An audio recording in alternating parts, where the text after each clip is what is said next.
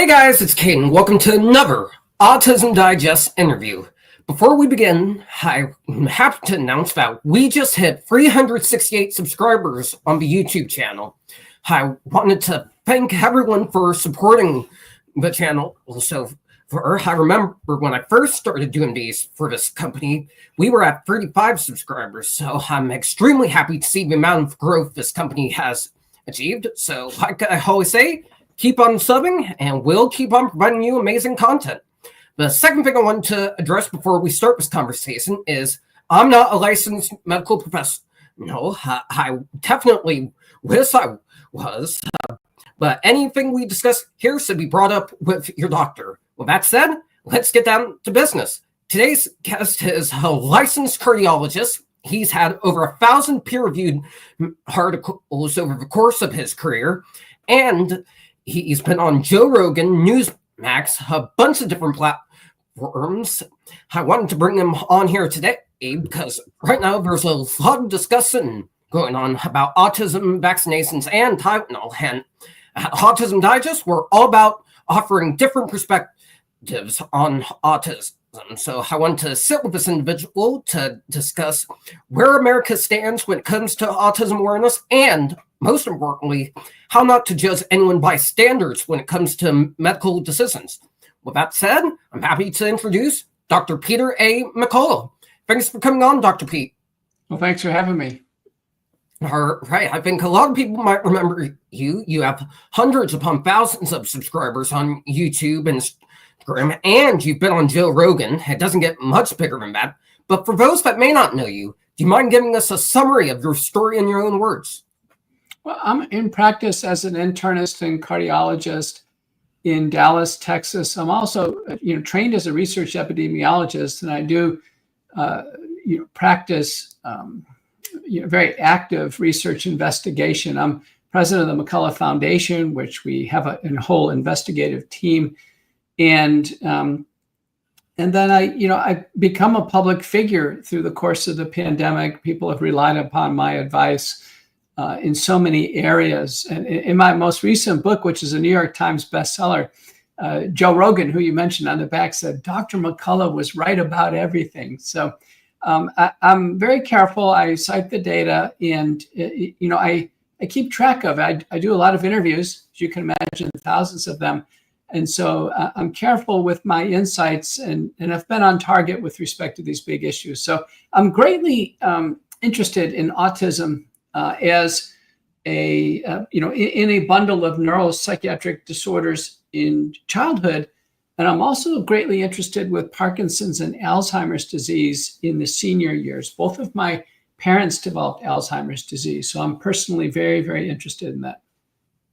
I can definitely tell you're passionate about your craft, and I see you have some degrees and awards in the background there, so you definitely know what you're talking about. My next question for you is, over the course of your medical career, have you had any experiences treating autistic patients? If so, what's your advice for anyone on the spectrum who might be overwhelmed when it comes to medical visits? Mm-hmm. Well, I certainly have had increasing numbers of patients who have autism spectrum disorder, as they grow out of childhood into adulthood. The oldest patient I had, who had relatively severe autism, he just passed away of actually a heart problem, but he was well past 80 years old. Hold on, sir. My dad's calling me. Dad, what's up?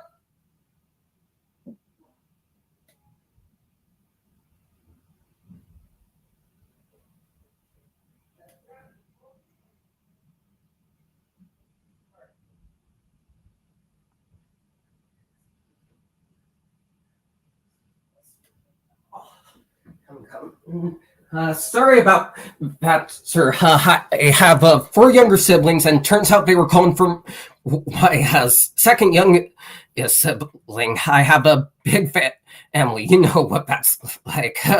You were talking about a severely autistic patient you were treating? Well, yeah, I had a man with I would characterize relatively severe autism. He had kind of lifelong needs. and he just died of heart problems in the last year or so. But he was 80 years old, so had a chance to kind of review his case. So you can imagine someone who was born, in 1944, and about what potentially he could have been exposed to as a child, or what other factors could be determinants in his case. But he clearly had the syndrome. He met the central features of the syndrome. Had some hazen. And I know the doctor's office can definitely be overwhelming for a lot of autistic individuals. So going back to part 2 of the question, as a doctor yourself, what's your tip for any autistic individual who might be overwhelmed when it comes to going to the doctors? I would suggest writing down questions. Don't have too many of them. Really focus on listening. Don't be afraid to, repeat a question if you don't understand the answer.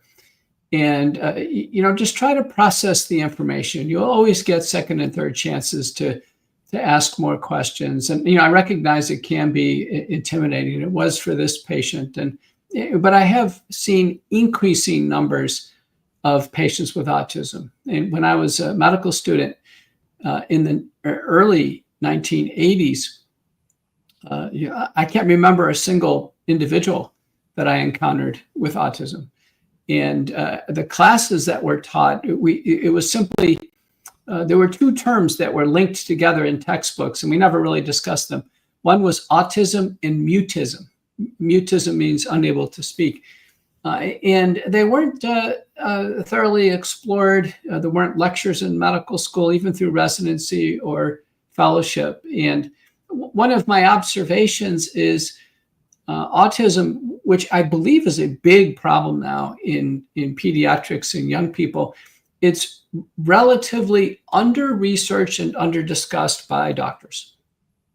I absolutely agree with that statement. I definitely believe that autism needs to be studied way more than it is now.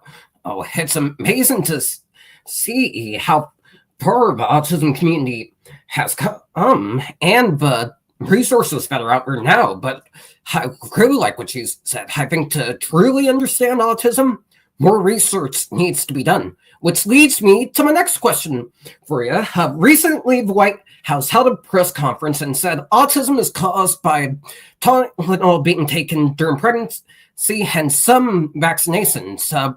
As a licensed medical professional, what's your opinion on that? Well, this issue of taking Tylenol during pregnancy has been investigated since 1996. So it's relatively an old issue in medicine.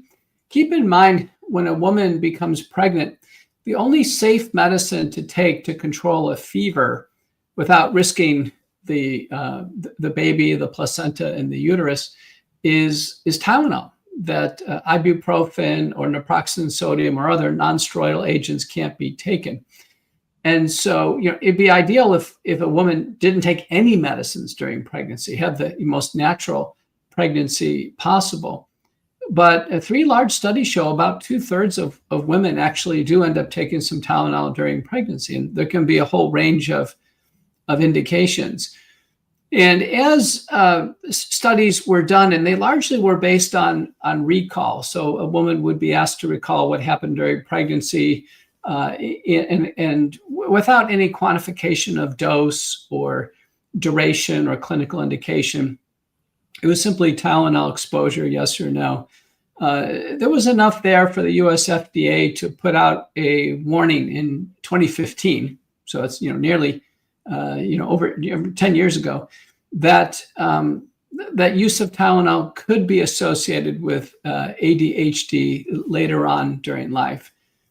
And then there were some, I think, very definitive studies done. One was by Altquist and colleagues, published in JAMA in 2024. And this was 2,000 Swedish mothers.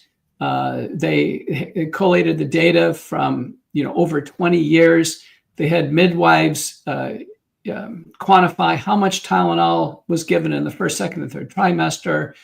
And they even did a study of siblings. So, if one sibling in a pregnancy had some Tylenol exposure through the other and the other one didn't. I mean, this is far and away the best scientific study of all.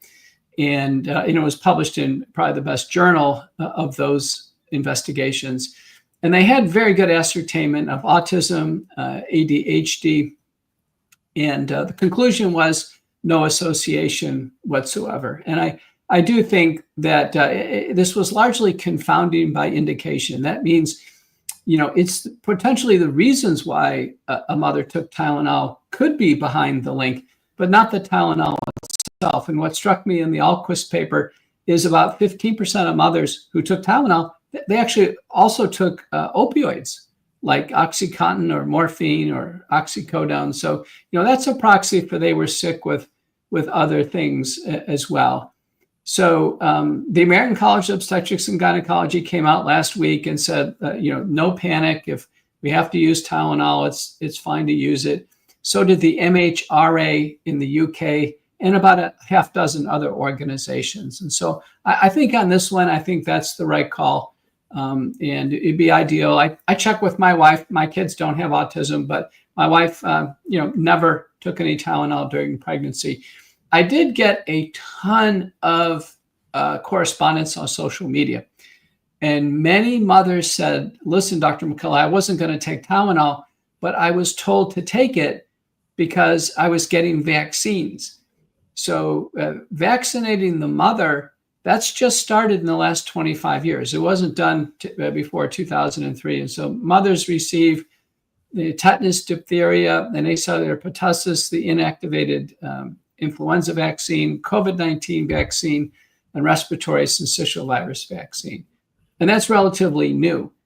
And so the women were pretty clear about this, that they were told to take Tylenol because if the vaccines provoke a fever is the stimulus for the mother to lose the baby and have a miscarriage or a stillbirth or even a premature delivery. So the consequences are pretty high. We don't want pregnant women to get fever.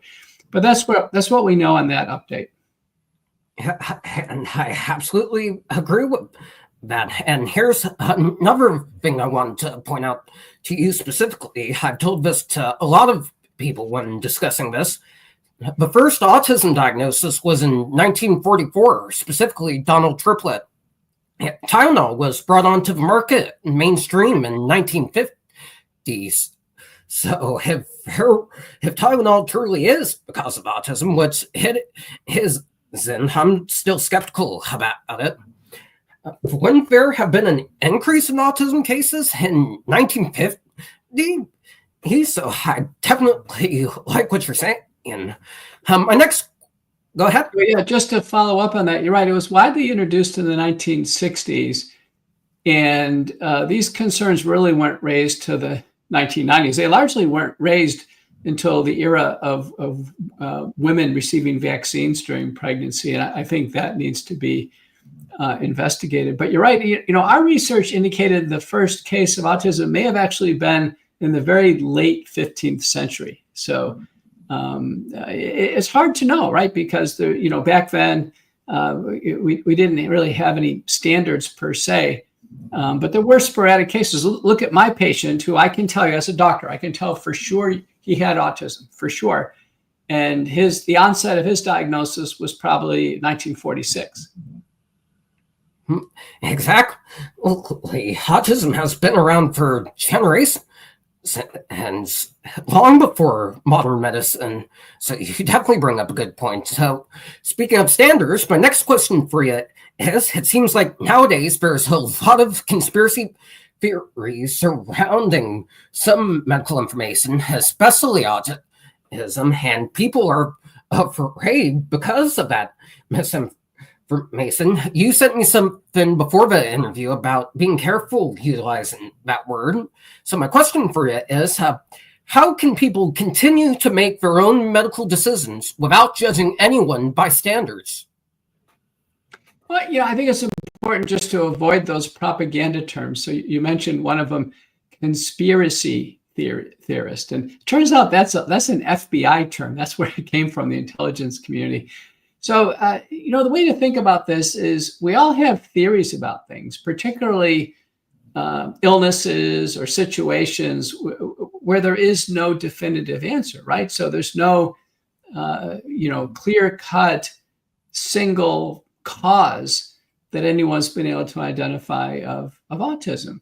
So, and particularly when we're down to what we call epidemiologic risk factors. So, we don't have conspiracy theories. We basically just have rational theories. And the way the science advances, Caden, is what you and I are doing, that we discuss things. So we don't want to use the word conspiracy theorist.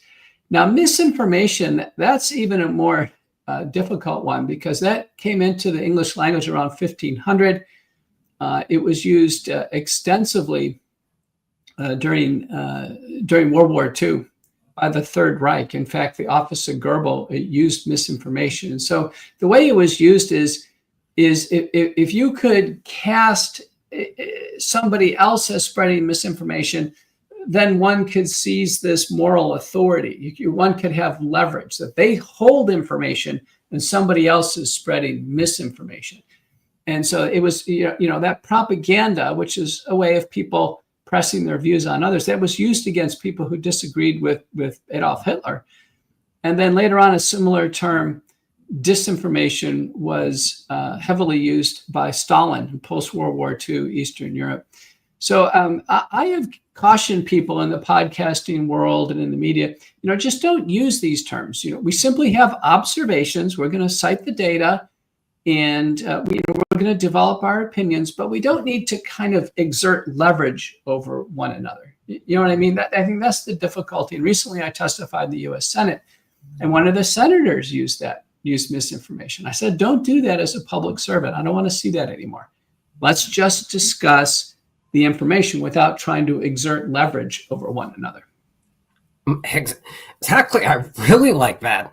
Not just with the medical field, but in the current state of the country. The big problem is we're judging people by standards and stirring up fears and thinking we need to fearmonger and use these big words to think we have power over someone, when really it should be all about discussing something and agreeing to disagree. It's that simple. Yeah, we certainly can. We can end up in disagreement, or hopefully what we do is we'd end up in advancement in our understanding. And so anytime we have a novel problem, let's say the COVID-19 pandemic, misinformation really came on the scenes. It became a National Library of Medicine, was considered mesh heading.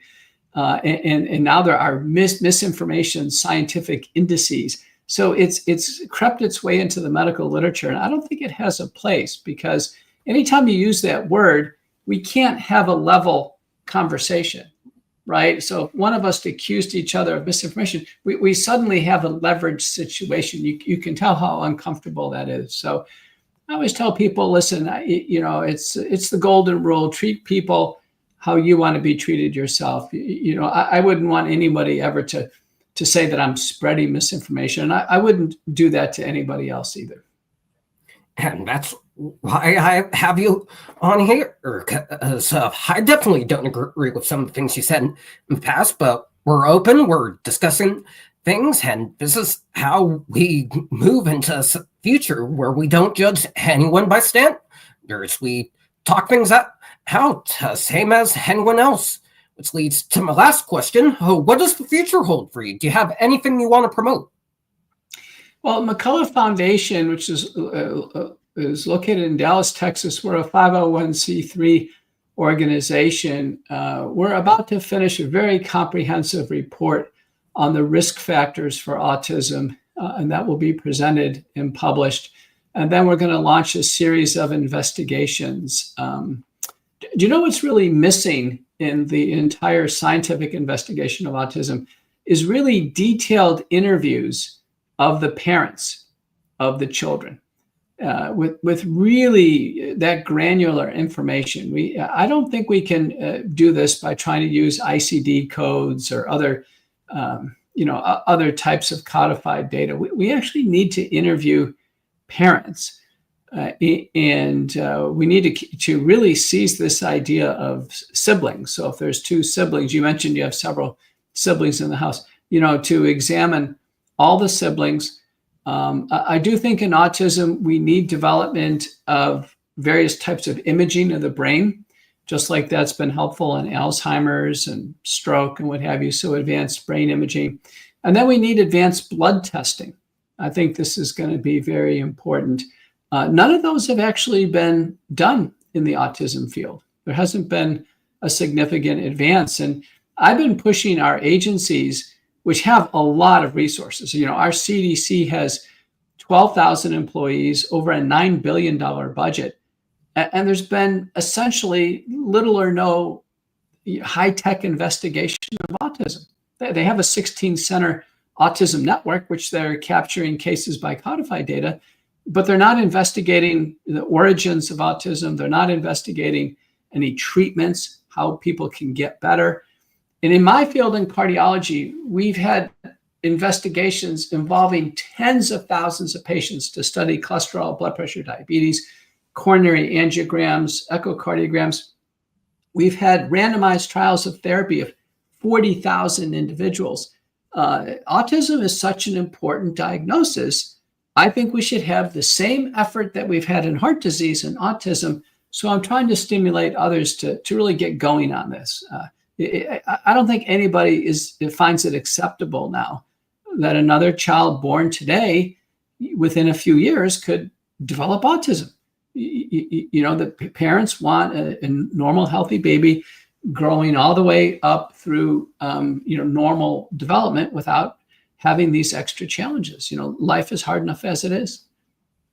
I really like that. That's actually a really good idea. It's the best of both worlds. You get the perception of people who lived it.